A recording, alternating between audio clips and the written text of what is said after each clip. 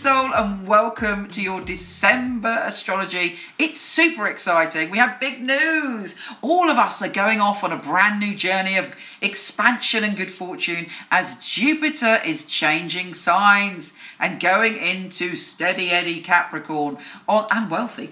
And on top of that, there is a new moon solar eclipse, which is 1 degree or within 1 degree of that Jupiter. So it's massive. Prepare for change. Oh, and by the way, I'm doing a whole separate tarot reading for you, so look out for that real soon for your December tarot.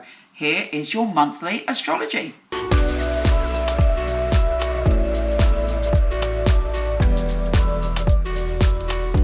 Leo, you fabulous creature.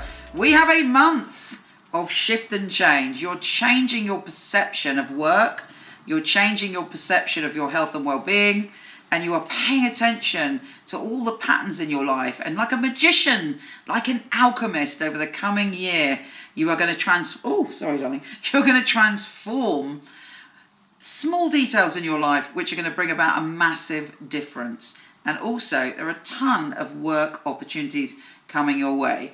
Jupiter, the planet of good fortune, is entering that arena for you.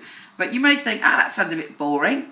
But it is not boring, far from it. It offers you the opportunity to make massive shifts with actually probably just a little bit of effort. But also, this could be one of the fittest years of your life. But of course, it's important that you focus on your health and well-being because Jupiter is stretching your boundaries in that area. Now, Venus and the South Node are joining forces. So there are also issues to do with solitude, to do with relationships and how healthy relationships have been in your past. And you're doing some of the internal work to cleanse your relationships in this life. If you've had any problems, particularly if you've had problems with solitude or sort of years or months of your life where you felt very alone or relationships haven't worked out, you get a chance to correct that by looking at what's going on a deeper level. Mercury, thank God, is out of retro shadow, so things get a lot easier for you, particularly around any issues to do with your family.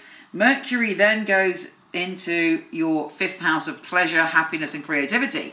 So you're feeling much better when it comes to communicating. There should be some good news. You're feeling very jolly. And if you're creative on any level, it's just flowing out of you. So take the time to use that energy. Then we have a full moon. Venus and Saturn join forces, so you're doubling down on your commitment to looking after yourself.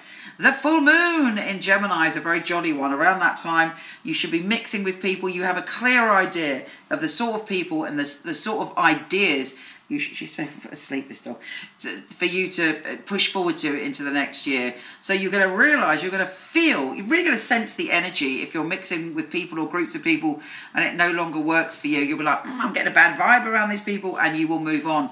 But also you will have this massive intuitive spurt of energy guiding you to the right people and things, and also stuff on the web that you need to know about. With Venus conjunct Pluto, there's a lot of intensity. Be careful that you're not critical when it comes to your nearest and dearest, and be careful you're not critical about you. How do you feel about yourself as a lover? How do you feel about your body? How do you feel about you? You know, it's time to be in love with you, not in a narcissistic way, but to go, yes, I am perfect in the way that I am now. I don't have to do anything to be lovable. I am lovable enough just being me. You know, say that mantra to yourself. You're also feeling very much, as Venus enters your relationship zone, that you want to sort things out and you want your relationships to be balanced and you want your relationships to be fair and you want your relationships to be 50-50. It'd be very difficult for you to sustain a relationship that's out of balance, or if someone's cruel or somebody's not putting the effort into you. You know, over the next few months, it'll be like, fuck that, I'm not doing it. I need someone who loves me and who is equal to me and comes from a heart center place. Now, it doesn't mean, you know, being disrespectful to anybody, but what it does mean is you're not going to tolerate someone that doesn't respect you. And that will probably come to a head when we have this new moon in Capricorn, which is very close to Jupiter. It's within 1 degree of Jupiter, so everything's coming to a head. You want your relationship sorted out. You want to have a healthy life. You know, and health and well-being is not just about the physical, it's about the mental as well.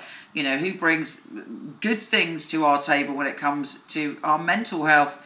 And you're able to also, if you've had any issues in that area, you're able to see it more clearly and let go of stuff. Quite profound time.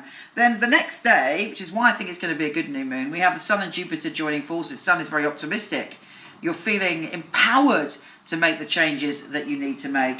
And you feel empowered to shift any negative karma from a past life connected to where you are in the world now and your patterns and your habits. You're freeing yourself through making changes.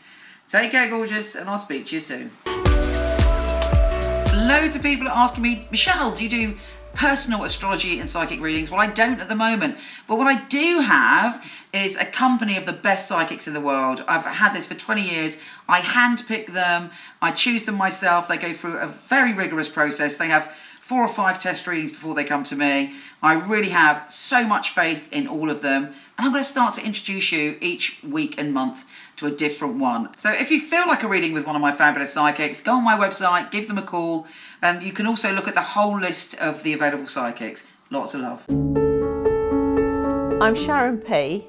I'm a clairvoyant and clairsentient reader.